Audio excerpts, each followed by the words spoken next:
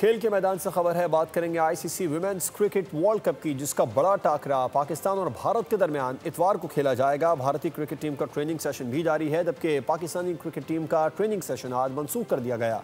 अफजाल अब्बासी से इस बारे में तफसीलात जान लेते हैं। अफजाल बताइए।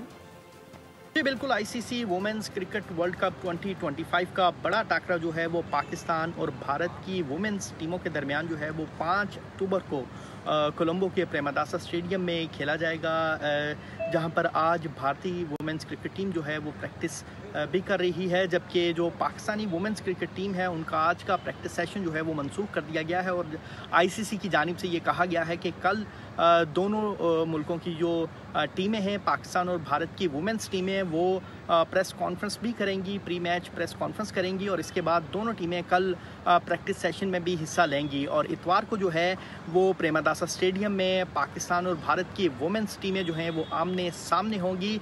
इसके साथ साथ अगर कोलंबो के मौसम की बात की जाए तो श्रीलंकन मेट ऑफिस का ये कहना है कि इतवार को यानी 5 अक्टूबर को जो है वो मतला अबर आलूद रहने का इम्कान है और कोलंबो में बारिश भी बरसने का इम्कान है।